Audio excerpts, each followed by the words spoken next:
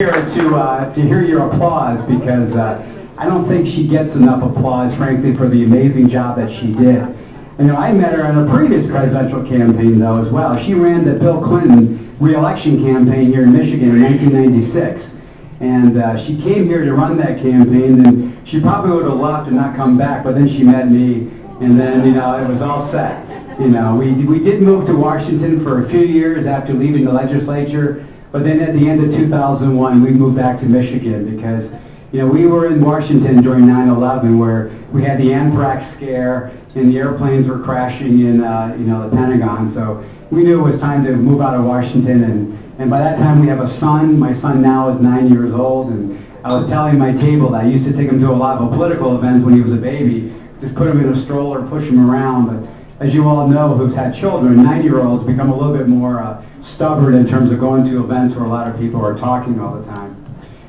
When I came back to Michigan, I did what I would consider one of the highlights of my career, which is an organizing drive with the service employees in the National Union.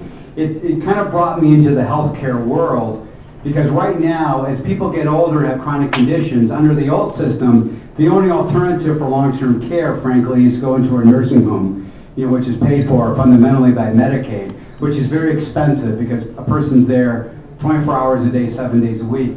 But most people, frankly, don't want to go into a nursing home. They'd rather remain in their homes, and they may need some care, but they would fundamentally rather stay in their homes because that's where they've lived their whole lives, they raised their children there, and they feel comfortable there. And so what we did with this organizing drive is we brought together home care workers who were making minimum wage, who were acting as independent contractors, so they had no health insurance, no benefits, no vacation, barely any training. And so we organized them in terms of a unit, and we got them an increase in pay, and we're giving them some professional training. In essence, we're trying to professionalize the workforce so people who do need this kind of care can then have the option of staying in their homes and receiving this kind of care, which I think is better for everybody. And then, of course, in 1996, we decided to raise the minimum wage.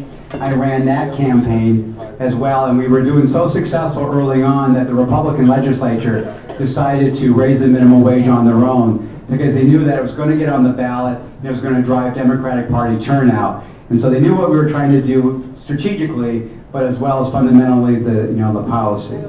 I want to wrap this section up by just saying one thing. That what I view as my success in all of these endeavors is reaching out, building coalitions, and bringing people together to try and put together the best kind of plan, strategy to actually succeed, whether it's the minimum wage campaign, whether it's when I was in the legislature trying to build support for legislation, or whether it's in terms of the home care organizing campaign. The key has been to bring people together, to solicit their input.